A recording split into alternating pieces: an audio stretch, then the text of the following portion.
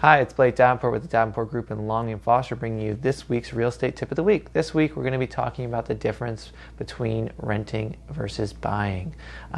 We live in such an expensive area in the DC metro area, and most people pay a lot of money to rent. And I don't think it's a common misconception that it's you don't need as much money as you think to buy, and your monthly payment actually might be the same or a little bit more or less when you factor all of the things that you get when you buy. So let's talk about the pros and cons of each. So pros of buying or owning a home right now, interest rates are near an all-time low. They're lower than 4%. Some people are getting close to 3%. So it allows you to spend more. It also reduces that monthly payment. If you own a house, you get appreciation. So say you bought a house for $500,000 in this market, that same $500,000 house could be worth $600,000 in 5 years. So that's $100,000 of equity that you get versus when you're renting, you don't get that. And then the equity part that I just mentioned, every month part of your monthly payment goes towards the principal of your loan. So every month, instead of making a $2,500 monthly rent payment where you're getting nothing, you're just getting to live there, say $500 of it is actually going into your pocket and that you'll get when you sell the home, or if you take a home line of credit or something like that.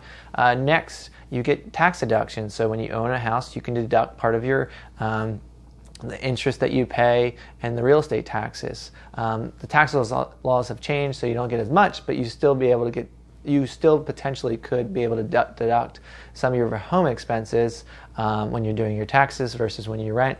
You can't deduct anything, so another benefit. And lastly, you can make it your own.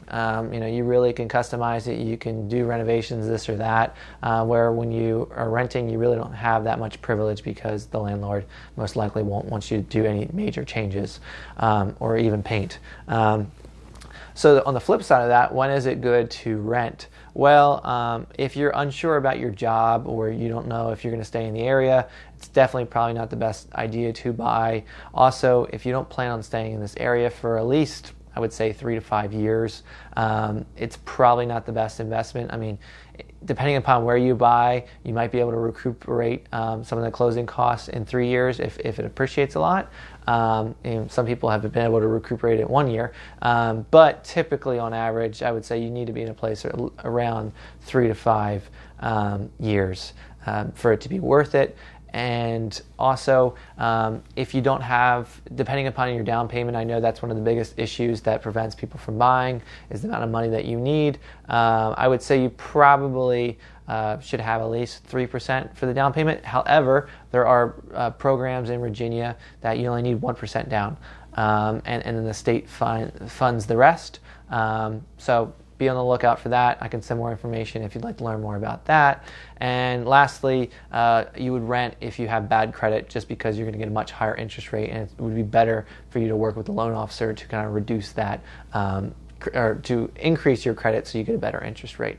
So those are kind of the major reasons of renting versus buying. But again, we live in such an expensive area where we pay so much in rent that it's probably very doable that you could get the same monthly payment if you owned. And for example, we used to live in Ballston, my wife and I, and we were paying $2,200 for a one-bedroom unit in the Ballston area. We moved out to Falls Church. Now we have a 2-bedroom, 2.5 baths, completely updated, and our monthly payment actually went down by $300. So that is the power of owning versus renting. So I will have a link below to a blog post that I wrote about this topic. So click on that if you want any more information. But again, thank you for watching this Real Estate Tip of the Week. Bye-bye.